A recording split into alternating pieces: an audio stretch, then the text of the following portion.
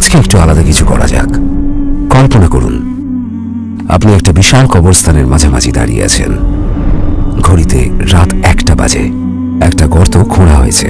যেহেতু একটা গর্ত আছে, আগামীকাল সেখানে কাউকে দাফন করা হবে।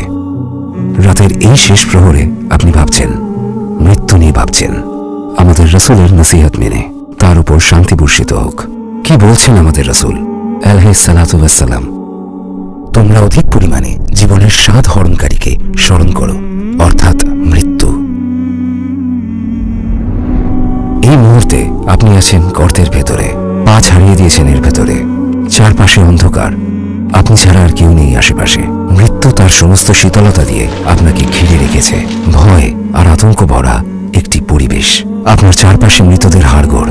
আপনাকে যারা ঘিরে রয়েছেন, একটা সময় তারা পৃথিবীর বুকে বিচরণ করতেন 100, 150, 200 বছর আগে। এই মানুষগুলো অধীর আগ্রহে বিয়ের বন্ধনে জড়িয়েছিলেন, অধীর উৎকণ্ঠা নিয়ে সন্তান জন্মের খবর শুনেছেন, আনন্দে উদ্বেল হয়ে উঠেছেন। কিন্তু মাটির উপরিতল থেকে তাদের জায়গা হয়েছে মাটির গভীরে। আমি বলতে চাইছি, হাজারো লক্ষ মৃতের ভিড়ের কথা। আপনি একা তাদের মাঝে দাঁড়িয়ে আছেন, সম্পূর্ণ একা। ভেবে দেখুন, একটা সময় আপনার সাথেও এমনটা ঘটবে। সেই কবরের ভেতরে নিজেকে কল্পনা করুন, মাটির গভীরে দাফন অবস্থায় নিজেকে কল্পনা করুন। লোকজন আপনাকে এখানে একা ফেলে গিয়ে 2 সপ্তাহের মধ্যে ভুলেও গেছে। 2 সপ্তাহ পর যারা আপনার জন্য শোক করছিল, তারা আবার হাসতে শুরু করেছে এবং তাদের জীবন পুরো দমে চলছে। হয়তো দিনে 2-1 বার আপনাকে তাদের মনে পড়ে, সেটাও ঝাপসা হয়ে আসছে। 3 বছর পরে প্রায় কিছুই আর অবশিষ্ট নেই। আপনার মৃত্যুবার্ষিকীতে লোকে আপনাকে স্মরণ করে যার জীবনে ফিরে যায়। যে গল্পটা আমি বলছি সেটা মোটেও কোনো কাল্পনিক গল্প নয়।